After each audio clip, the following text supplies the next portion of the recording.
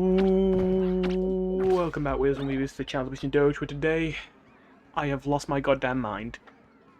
Be prepared for a little bit of a more rambly video, because I don't even know how I could make this a more high-effort video, so... And also, I'm a bit exhausted, so... Works for me. Anyway. So, I have hit Ultimate League in PvZ Heroes. Why is that a big deal? Haven't I done that before? Yeah, I've hit Ultimate League 2 times before, but it's been a while. The last 2 times were in Set 2 and Set 3, so it's literally been, what, 6, 7 years since the last time I was Ultimate League.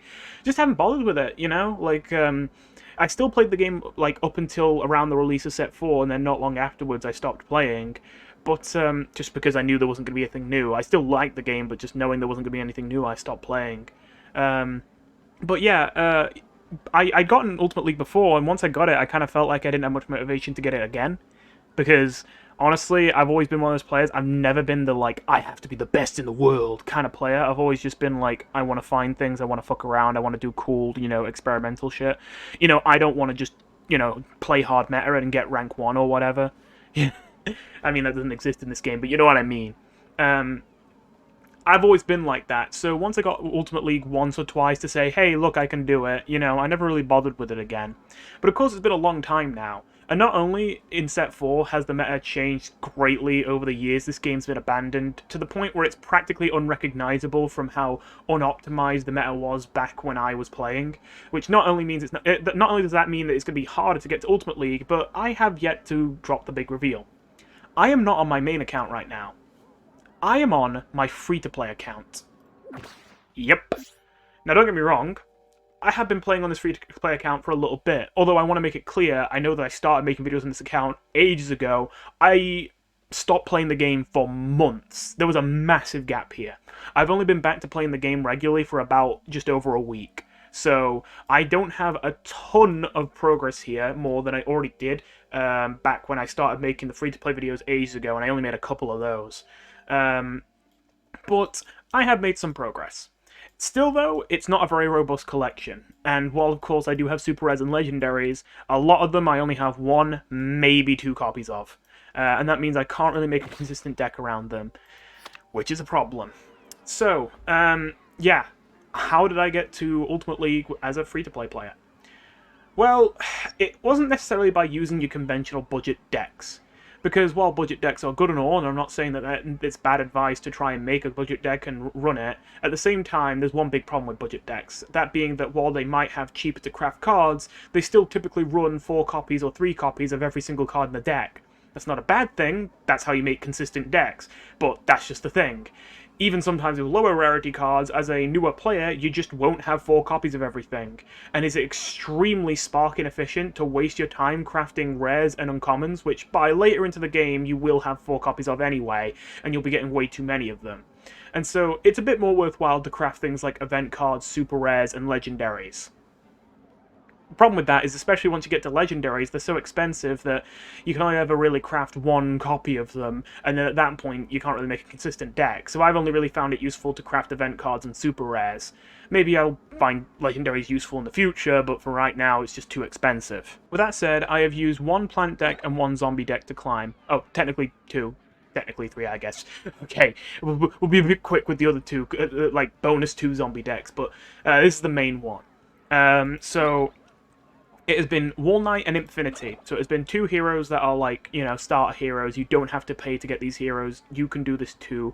Although I will add, these decks, I don't recommend you copy them, because it is just me doing the best with whatever trash I have in my collection. And that does mean that these decks do have super rares and legendaries in them. Just like 1 copy of them, and they're just whatever cards I had at my disposal that are somewhat sensible in the strategy I'm going for. Now, I wanted to start with the Wall Knight one, because I actually think that's the best deck I made, even though it's the most interesting and messy as well. However, I think I should probably start with the Infinity one, because it is going to be really hard to explain the Wall Knight one. I'm going to be here a while. Because when you first look at it, you're going to be like, this is the deck that you've been winning with, you know? Anyway, so let's start with Infinity one. So there's 2 versions of the Infinity deck. This is the one that I started with, and it's essentially just an even further developed version of the Infinity deck I showed you ages ago when I first started this free-to-play series and abandoned it for ages, as I always do with all my series all the time. Sorry about that. I always have way too many ideas and nowhere near enough time to do all the ideas I want to do. Anyway,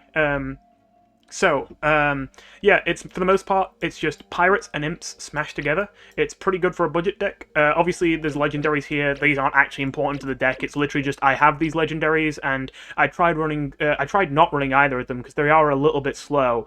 But despite the fact this deck is generally meant to get aggressive, I did keep getting forced into situations where no matter how fast I tried to play, I would still get forced into the late game, especially with all the heal decks I was running into.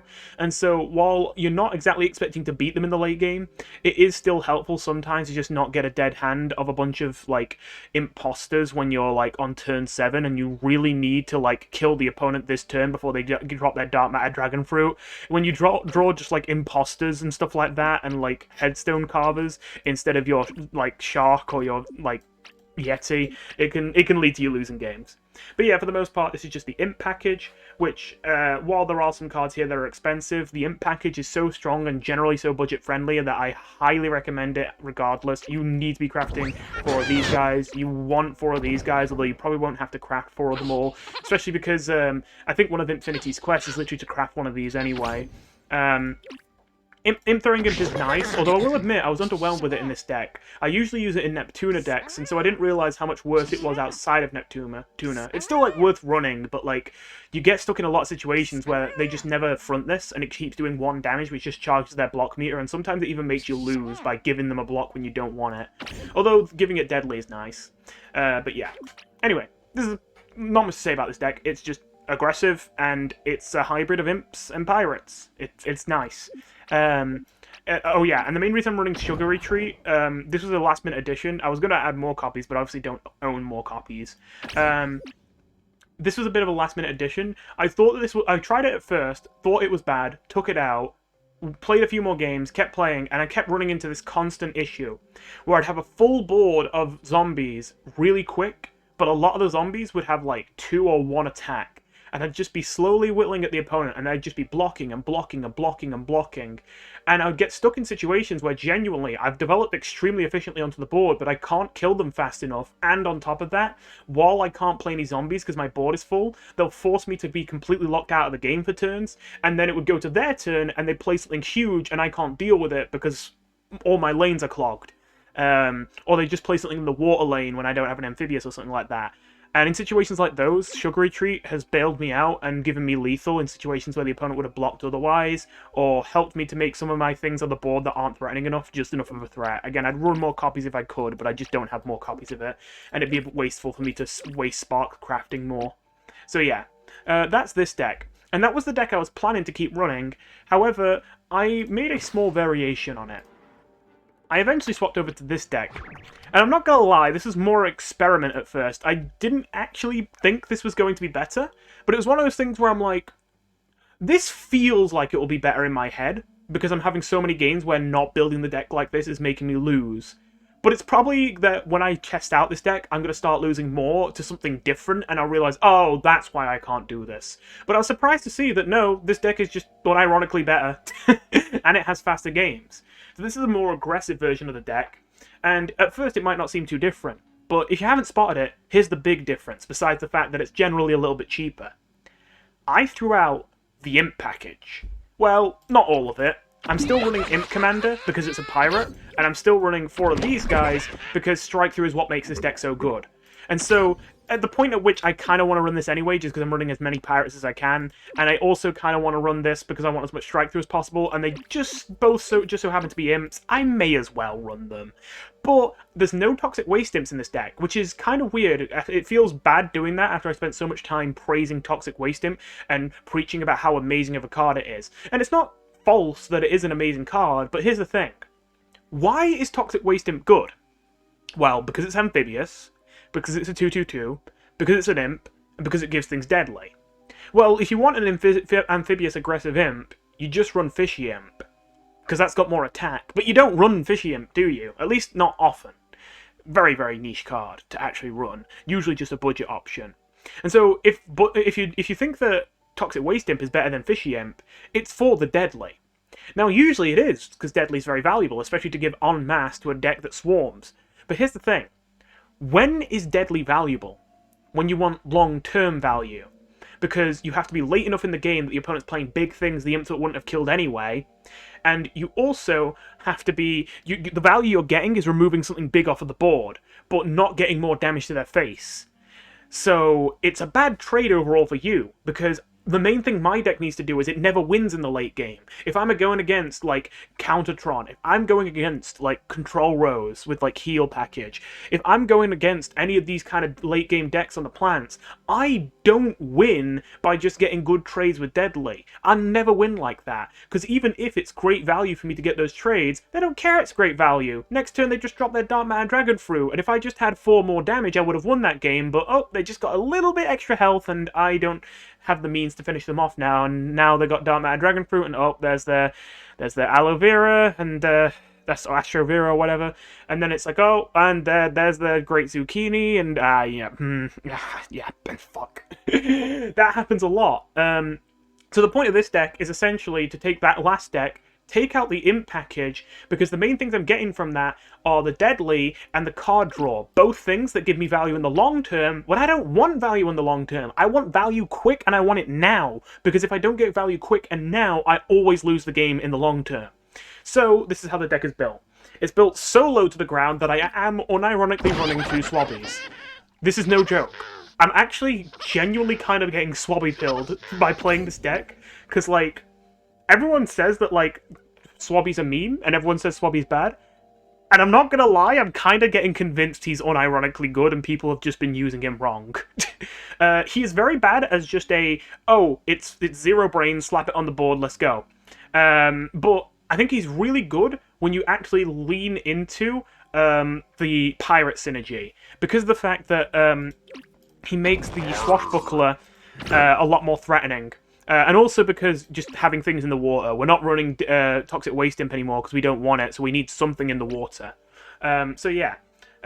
Essentially, there's just some openings which can be terrifying. I've started a game at one point where the opening has just been like Swabby plus like Conman, and then on turn 2 it's like Swashbuckler, and holy shit, like you win the game on turn 2 if you get away with that shit. That's just it. That's just, oh, it's over. It's over. If they let you get away with that, that is insane. Not to mention, the fact it's a pirate means not only is it more threatening thanks to Swashbuckler, not only is it going to be in the water, and so it's going to be hard for the opponent to remove, but on top of that, you can give it strike through with Captain Flameface.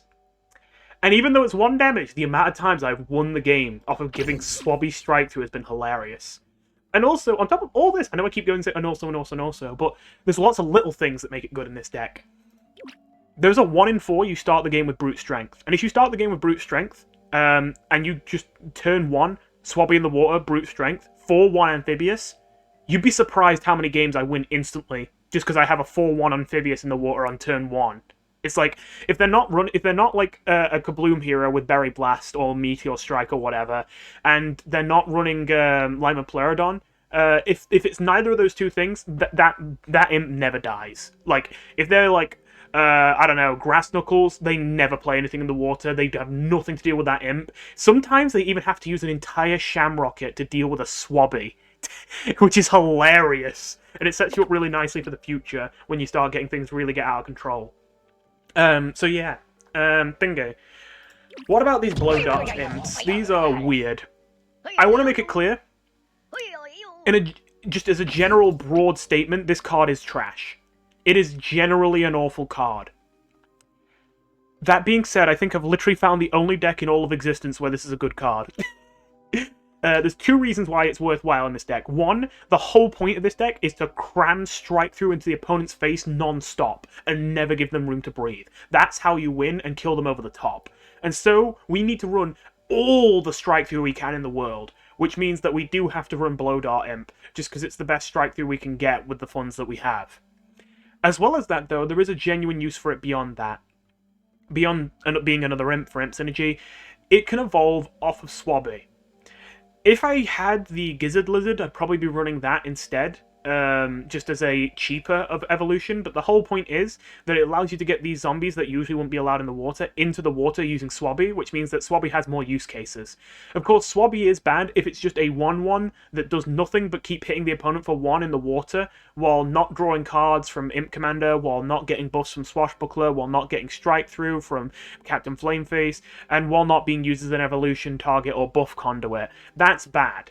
However, even then, it's not as bad in this deck, because this deck already hits the opponent with loads of 2s and 1s and 2s and 1s, so it already charges the block meter a lot, whether it likes it or not. So honestly, the Swabby isn't that bad. Sometimes I actually find it charging the block meter as a good thing in some situations, just because I already know that they're going to get hit so many times on this turn that it's going to line them up to block, I don't know, my Line Dancing Zombie on turn 3 or 4 or whatever, maybe 4 with a Headstone Carver, and I don't want that to happen, so I just throw in the Swabby to make sure that they're most likely to block just before I drop this and I get more damage in.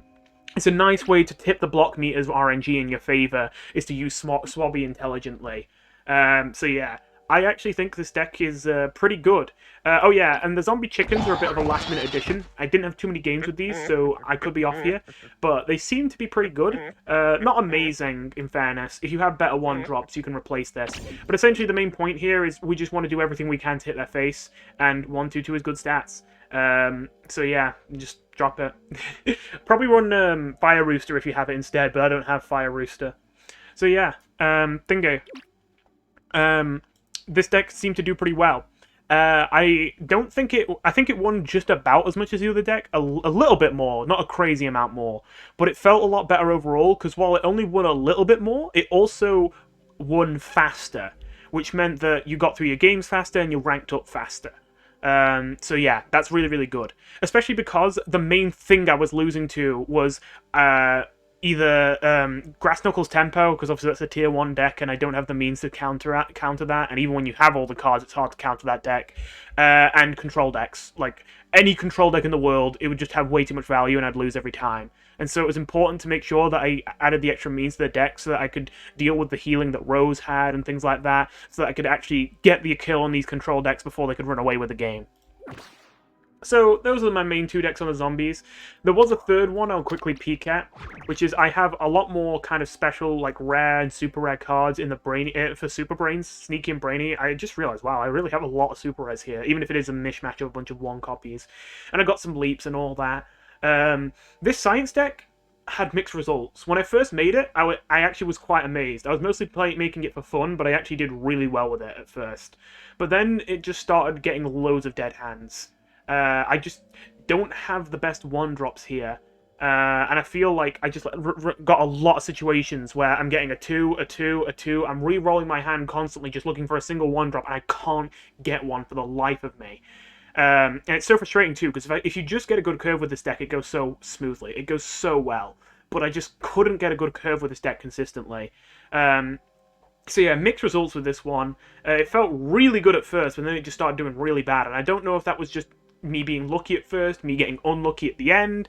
I really couldn't tell you. So I can't recommend that one as highly. Mostly the Infinity decks. But on the plant side is where things get kind of insane. This War Knight deck. I already bigged it up a little bit before, but I'm going to unfortunately prolong the fanfare even longer by first explaining why I went to War Knight. Well, to begin with, I knew that I definitely wasn't going to be making a Green Shadow deck. Not only is Green Shadow generally one of the weaker plant heroes, but the main decks that she has that are strong are things like Tempo Beans, and things like, what's the other one I'm thinking of? Oh yeah, Freeze.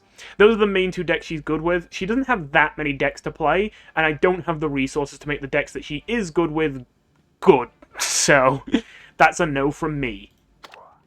So, you might be thinking, why not Solar Flare? Because that's the typical advice most free-to-play players will get, is play aggro Solar Flare. It's easy deck to play, fast games, high win rate, and not that expensive to craft. Doesn't really need any legendaries, might need some super rares or some event cards, especially Haunted Pump King, but that's about it.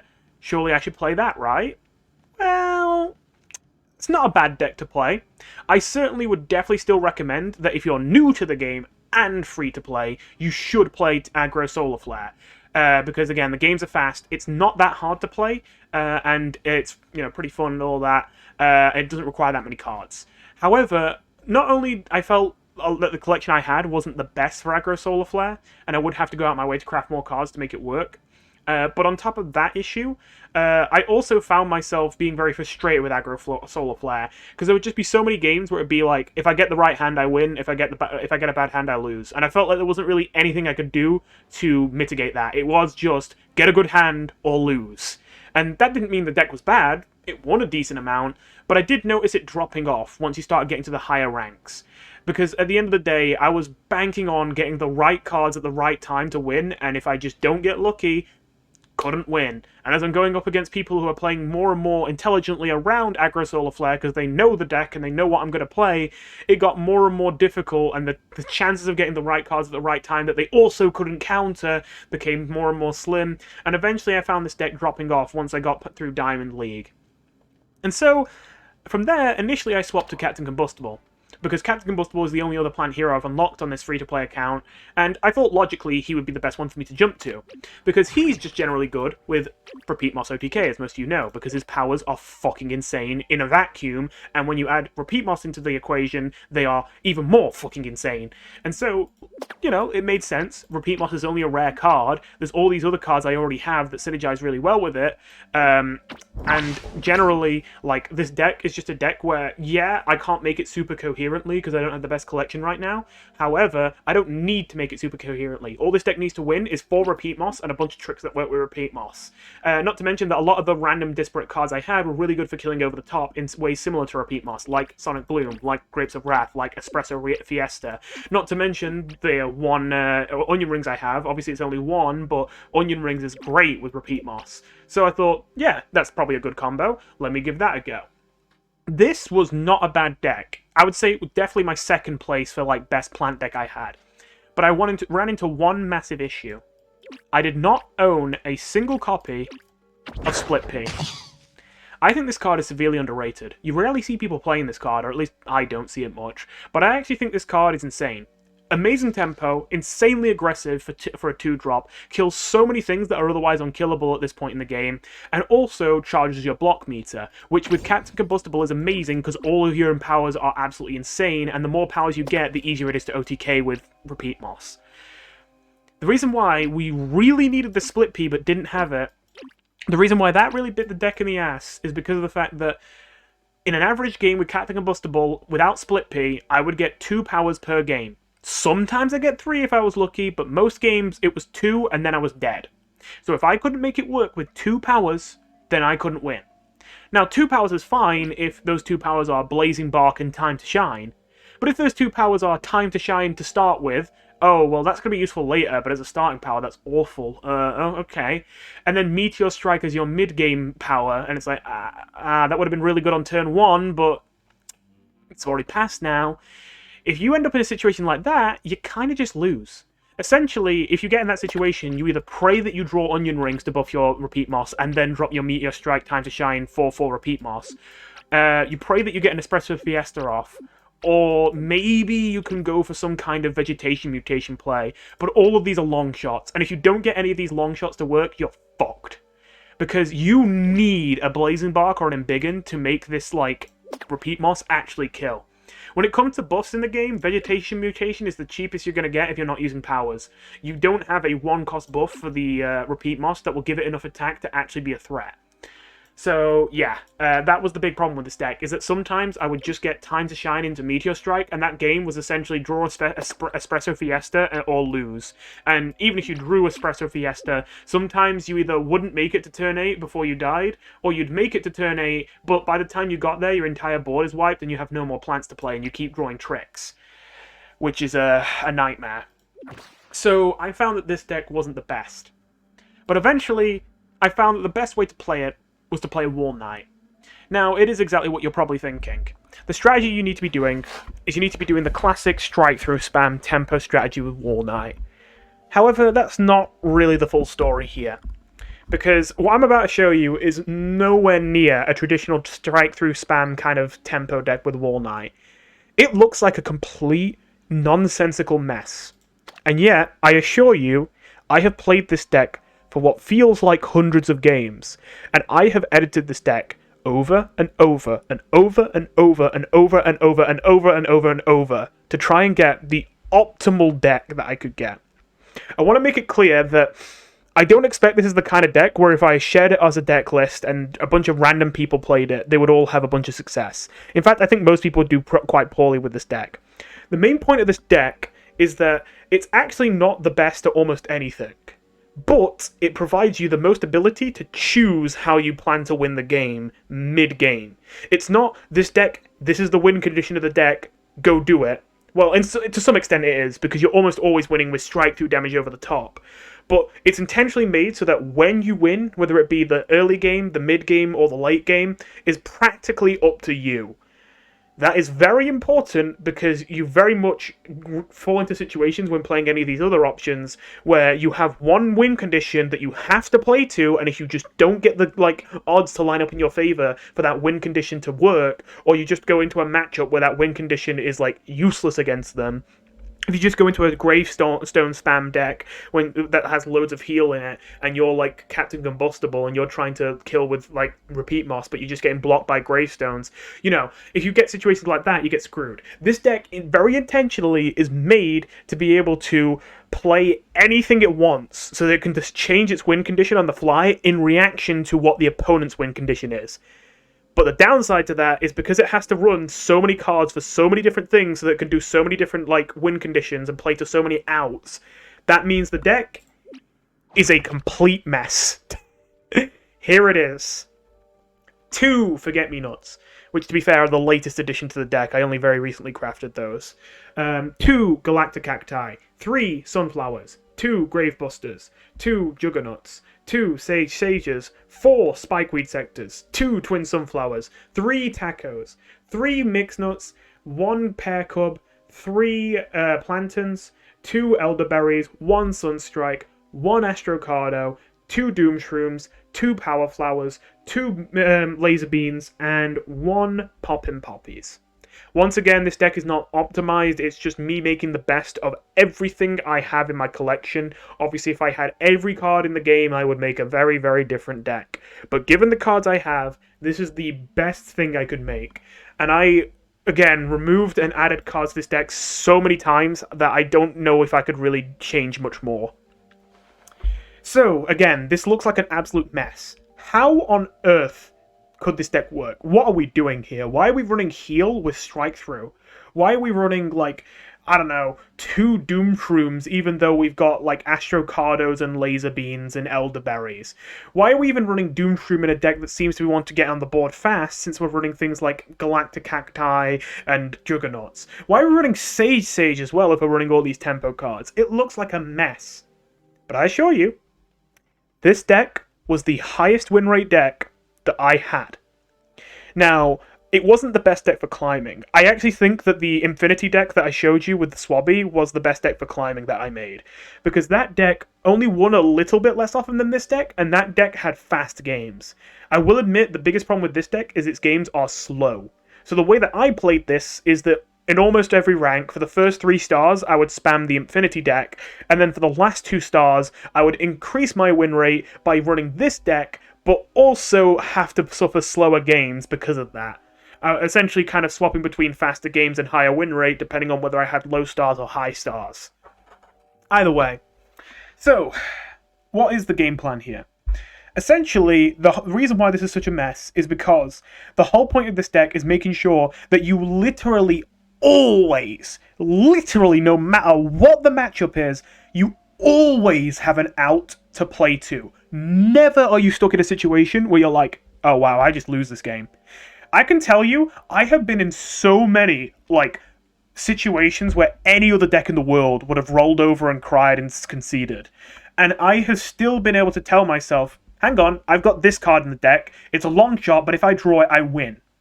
And I essentially decide, okay, with their current board and with my current hand, I've essentially got an effective clock of around 3 turns. I'm going to play with the assumption that I'll either win or lose in 3 turns' time. Even though I don't know what will happen between now and then, I'm going to, assume that is the case, and I'm going to play based around that. This deck, essentially, the point of this deck is to, as much as possible, reward you for predicting the future. Reward you for knowing what the clock on the game is, and knowing way in advance when the game's going to end. Now, obviously, you can never know for sure, but there are so many ways that you can predict it more effectively. Obviously, once you play this game a lot, you'll get a grasp on the kind of archetypes that most heroes play. So sometimes you'll just see a hero, see one card out their hand, and be like, oh, okay, it's OTK Valk. Or, oh, okay, right, so it's Leap, like Conjure with Hitshoe Giganticus. You'll know what they're doing right off the bat sometimes. And because of that, you can already envision their deck list in your head, and because you know what their deck list is, you know what their win condition is, and because you know what their win condition is, you know the turn you're going to lose, most likely at least, which means you now know the turn you need to win by to make sure you don't lose the game. Or if you realize that given your hand and the opponent's deck, you aren't going to be able to kill them before they reach the turn that they're likely to win, you then need to start doing everything you can to stall out the game and look for things like your Doom Shrooms. That's usually what you use. Obviously, if you're worried about a Plank Walker or something, or you're worried about especially the Rust Bolt decks. Rust Bolt was a great example. The amount of times I was about to lose to a Rust Bolt deck. Oh boy. Rust Bolt is a scary matchup, but actually a really good one. It's hard to put into words. When you go against a Rust Bolt in this deck, you're scared because you know there's so many things they can do to like make the game hell for you. You know they can put loads of stats on the board and you kind of can't compete with them. You know that you don't have the tools to remove their teachers because they'll just give them a healthy treat and your Spikeweed sector won't deal with them. You know that there's all these terrifying things that they can do to you. However, you also know if you can just stall them out, if you can just play patiently, if you can just wait for them to like triple going viral and set all their zombies to like 6/6s, and you just drop that Doom Shroom you've been holding in your hand for like 10 turns now, just waiting for them to drop all of their resources on this one huge board. If you get that Doom Shroom, it's practically an instant win. Like, you essentially, like, the Rust Bolt matchup is constantly edging your Doom Shroom, or searching for it if you don't have it. That's a good example of how this deck can adapt, because that's not how the deck plays most of the time. If you're up against a deck where you feel like you can play more aggressively, of course you're not going to care about your Doom Shrooms. You're going to mulligan them as you can, and you're going to search for your Astrocardos. You're going to search for your mixed nuts and like sunflowers on the first couple turns. You're going to search for your plantains in the mid game. You're going to be looking for your elderberries and your Astrocardos to end off the game and your sunstrikes. You're not going to be looking for like your Doom Shrooms in that matchup, or your healing really. So essentially, here's how you play this deck. You have a few options. First of all, take a look at your starting hand. Do you think you have a good aggressive starting hand? The answer is going to be no most of the time. However, there are enough high-tempo early-game cards in this deck that sometimes the answer will be yes. Sometimes you'll just get a really high-tempo start, and you can actually just win the game in the first 4 or 5 turns if you get a lucky hand and the opponent doesn't. But of course, that's luck-based. So essentially, this is not usually your main plan. It's if it happens, it's cool, and you give it a go. So essentially, you start by trying to play aggro. Unless you just get such a bad hand, you know you can't even try it, and then obviously you just play it slower from the beginning. But you start by fishing for an aggressive start. And then if that aggressive start either doesn't win the game or you just don't get the cards for it, then you fall back to plan B. Now it's time to actually evaluate, okay, what is their deck? We've lost the ability to be able to play this aggro because we don't have the speed in our deck to be able to do that. But what are they likely playing? By this point, you've already played the first couple turns of the game, they've played a few cards, you probably have some kind of idea of what their deck is, at least a vague idea. And if you have a vague idea, hopefully you know what turn they're hoping to win. If they're an Immorticia and they've been playing pretty slow, okay, they're probably going to try and ramp to teleport Zombot, and they're probably going to like play this very slow. Because it's going to be a deck that tries to teleport Zombot, that means I can't really bail myself out using Doom Shrooms. Which means the best way to play this is to try and kill them before they can get to their Zombot. So now you're going to pivot to trying to use more of your mid-game power. You're going to be using your, elderberries, you're going to be using your mixed nuts, you're going to be using your thingy plantains, you're going to be using your Astrocardos and your laser beans, and you're going to be trying to get the kill on them before they can get to their Zombot. But let's say it's not Immorticia. Let's say instead, maybe it's something like, I don't know, maybe it's a sports deck. Well, in that case, your main priority instead will be to get as many high attack strike throughs as you can on the board, such as Laser Beam or Astrocardo or Elderberry, so that you can kill them over the top and just ignore the board they have. You won't beat them on the board with tempo. They have better tempo than you. The way that you're winning this game isn't going to be by killing their sports cards. You're never going to be able to do it, at least not without sacrificing so much value that you'll lose in the long game. The only way you're ever winning this is by killing them over the top, or if you just get a hand where killing over the top isn't viable because your hand's such a mess, then you still have an out to play to. Especially because they're going to be playing their mascot imps, you can stall with all the power that you have with your healing and with your superpowers, which are all very stally. You can do everything you can to stall them out and wait until their entire board is 4 attack or more so that you can Doom Shroom and take the game back. So you always have an out to play to, as I say. You never see a deck and just go, oh, I'm fucked. Basically, the only situation where Wall Knight hits a point where he's just like, with this deck, hits a point where it's like, I don't even have an out to play to, I've actually just lost and there's nothing I can do. The only time that really happens is if you run into a deck where the only option is to play super aggressive, or you lose, and you just didn't get an aggressive hand. That's basically the only time this deck can ever get completely fucked to the point there is not even an out to play to. But even then, that's extremely rare, because usually if you have a deck that requires you to play that fast, it also means that its win condition isn't as big as something like some of the longer game control decks would have. And if their win condition isn't big enough, there's a decent chance that you could actually still win in the late game and just kill them with a strike through and then just stall out whatever they're using to win. You have so many tools to stall out games with like Wall Knight. You have your super, you have your like heal and all that, and especially with Poppin' Poppies as well. You have so many resources to make it so that when they do get to their win condition, it's not an insta-death. You maybe get to live for 2 or 3 more turns if they don't have things like teleports and all that. You have so many resources like that it makes it so that you still have outs to play to, and you very rarely run into a deck where you have to play aggressive to counter them and you need to get that aggressive hand or die. Although it can happen. Every now and then you will go against a deck where maybe because they do have an relatively early to late game, like, you know, early for the late game, like turn 7-ish, win condition that involves a teleport maybe. Like, I guess, probably an example of that, I guess, would be OTK Blob, something like that. If you're worried about an OTK Blob, for example, if that's more what you're up against, I think that's probably... I haven't seen OTK Blob, actually, which I'm surprised about. I haven't seen it even once while I've been ranking up. But, like, I would imagine in that matchup, it would kind of just be go aggro or die, you know? And if you get a bad hand, fuck. Just hope they don't have bonus attacks, you know? But even then, I suppose with OTK Blob, you can use team-ups to maybe survive the bonus attacks. So, yeah. Oh, that's a thought. I wonder how good Wingnut would be in this deck. That's probably a good card. I mean, I don't own it, so I can't put it in, but yeah. Anyway, so yeah, let me just explain this mess a bit more. As I say, I'm not saying you should craft this deck, definitely not, because it's just me doing the best with the cards I have, but let me explain the more wacky cards. I mean, you know why Forget-Me-Nuts is here, amazing card. You know why Galactic Cactus is here, amazing card. Bit of anti-synergy here with the other 1-drops, but it's too good to be able to pass up on.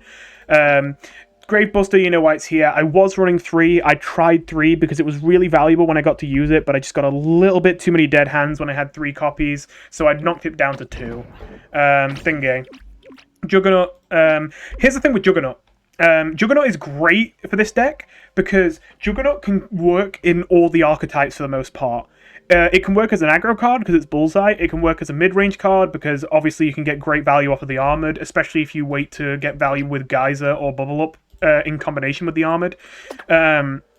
It works great if you're going for the strike through over the top kill, because you might notice most of these 1-drops and 2-drops and even the 3-drops, a lot of them have Bullseye, and that's intentional to make sure you maximize the chances that by the time they're at 15 health, they just have 0 block meter, like 15, 14, 13 health.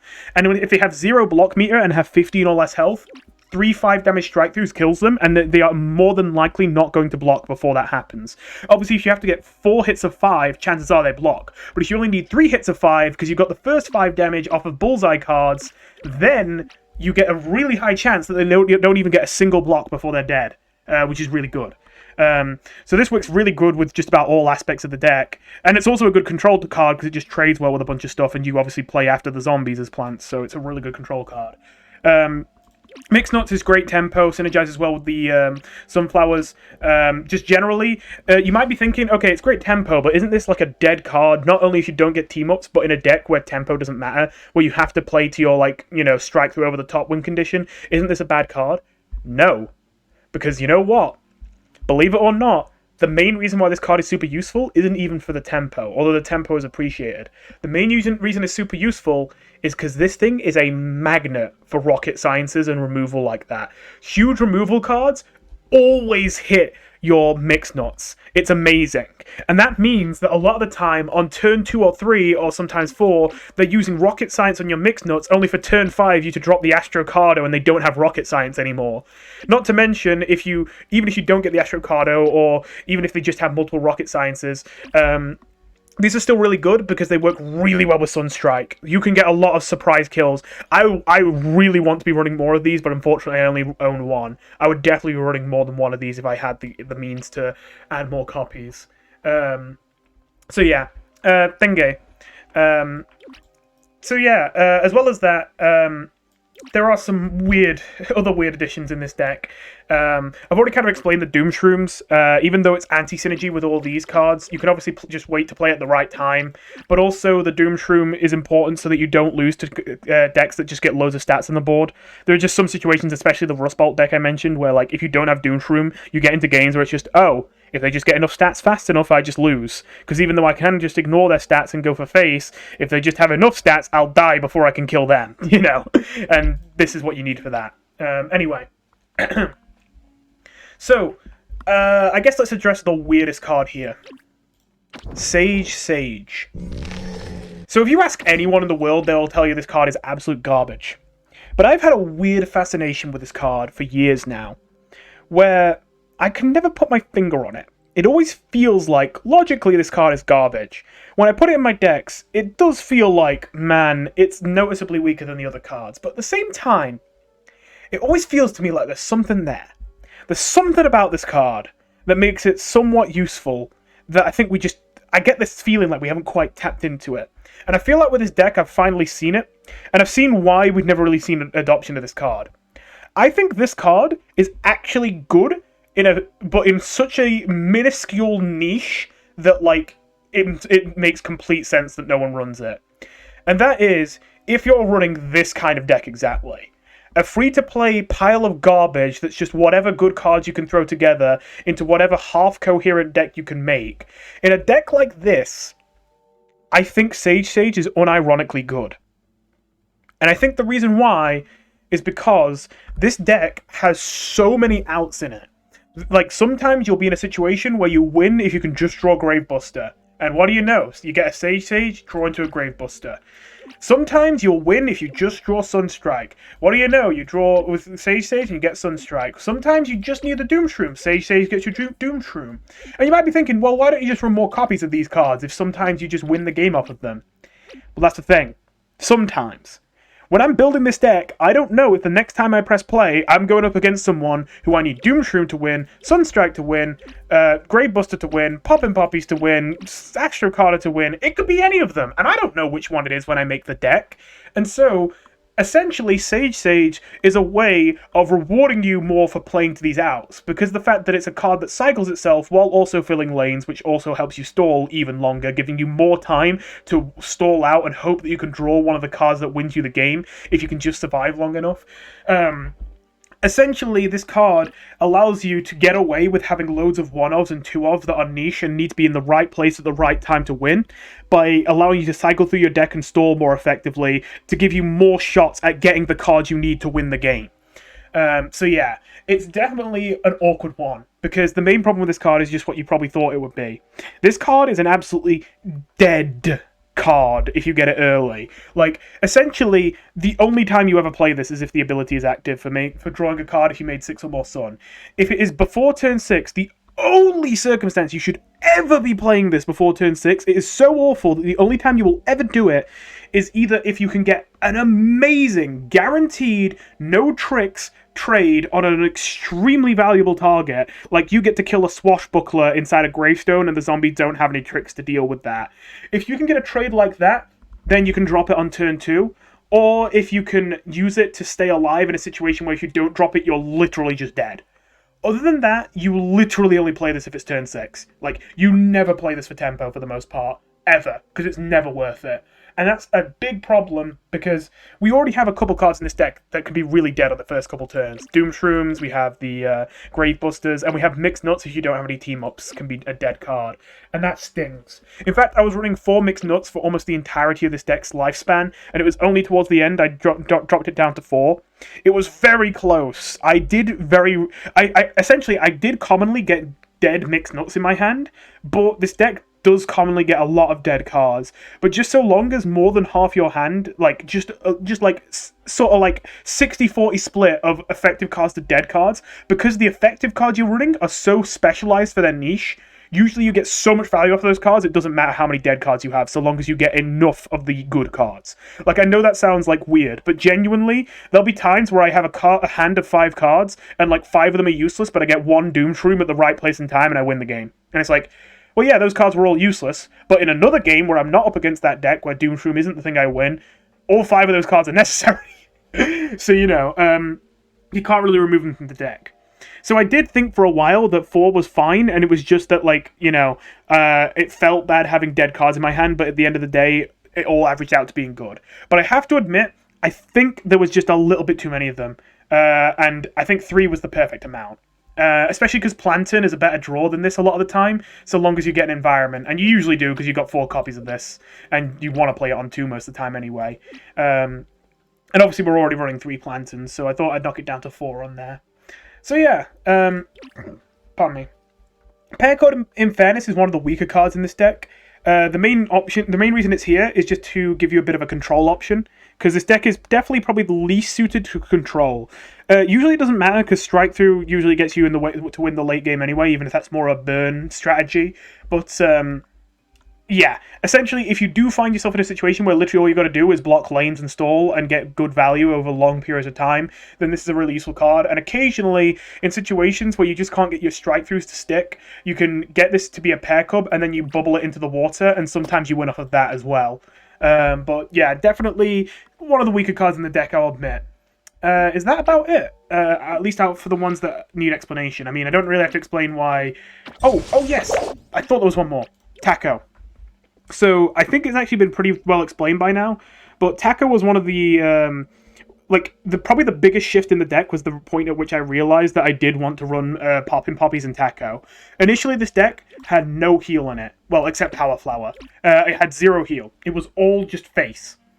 But I came to realize that that was, unironically, not the way to run the deck. And despite the fact this deck seems so tempo-focused, I genuinely did want to run Tacos and Poppin' Poppies. And the reason why I came to that conclusion was, essentially, because this deck switches between game plans on the fly, there are some games where all I have to do is stall and wait to draw the card that wins me the game. And if that's the case, I need cards that draw me cards, and I need cards that heal. And what does this do? Yeah, I mean, self-explanatory. Not to mention that Poppin' Poppies not only heals a good amount, not only is decent tempo, not only provides team-ups for the Mixed Nuts, and not only provides evolve targets for the Elderberry, but also is really good for blocking multiple lanes in late-game scenarios where like you're dead in like 3 lanes, and then you just drop Poppin' Poppies, and now you block all 3 lanes, and you're fine. It's amazing. I actually think Poppin' Poppies is a seriously underrated card. This is a topic for another video, but like... I know that people don't know that this card isn't bad, but, like, I swear to God, like, every time this card is played, it's, like, 3 extra turns of life. It's insane.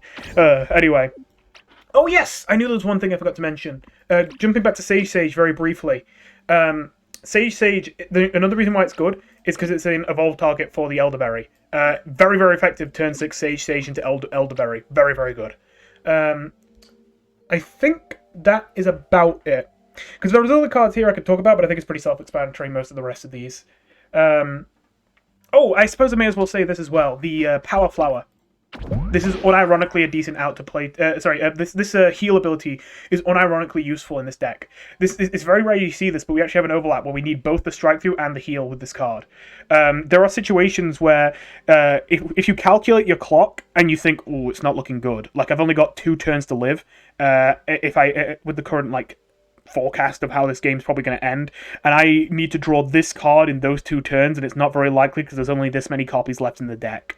If that's your scenario, then I think a lot of the time it's actually unironically optimal to play greedy and try to optimize the amount of heal per turn you get off a Power Flower. Because I have won games off of this passive ability, which otherwise is almost never useful. Especially because it gives these flowers like some use later in the game. There's lots of situations where sunflowers and twin sunflowers end up being dead draws in the late game, but you can turn them into useful draws by actually trying to keep them alive despite the fact you don't need the sun, and using them to increase the heal of Power Flower so that you actually get enough sustain to make it through the last couple turns and survive to your win condition when otherwise you would have died.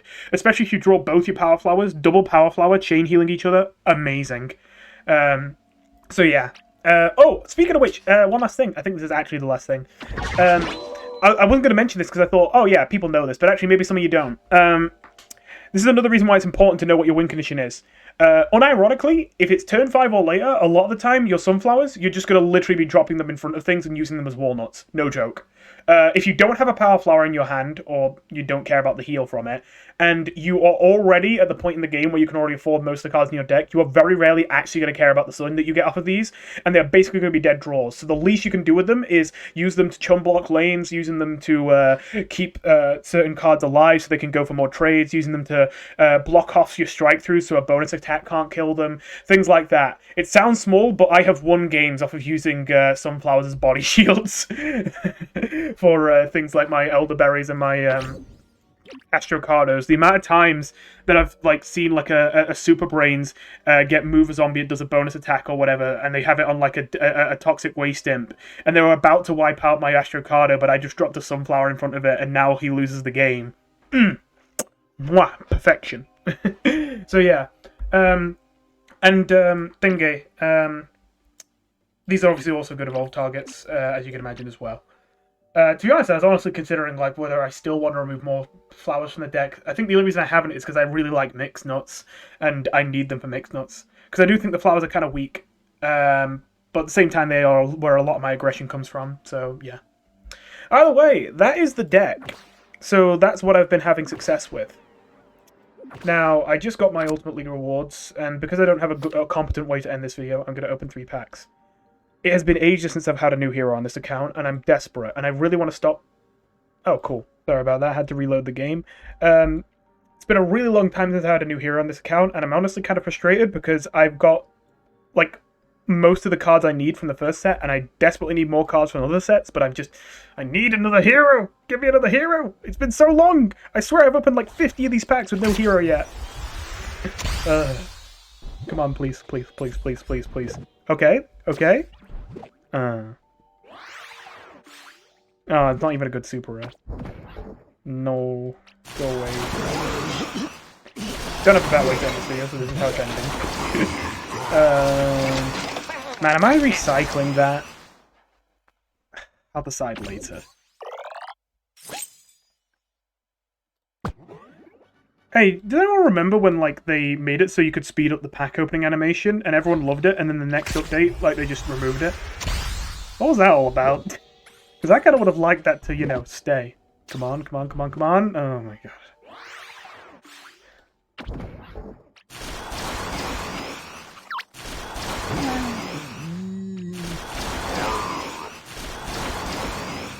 So many wasted cards. I have 4 Snapdragons now? Huh. Man, that sucks. This is actually a decent card, but I'm honestly unironically considering whether I want to recycle it just because, like, I can only use this on Green Shadow right now. Probably not, but it feels bad. Come on, last pack, you gotta give it to me. You gotta give it to me.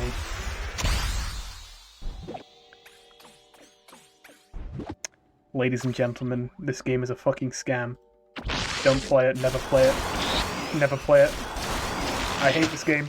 I hate it. It has inflicted all this suffering upon me. I no longer take pride in my achievement. I don't think you ever... Not only are you very rarely using this card, but I don't think I'm ever running more than 2 copies of it in the few circumstances I am using it, so I think that's... Yeah. Alright. Yeah. Bye. Competent ending. Coherence. The point of this channel.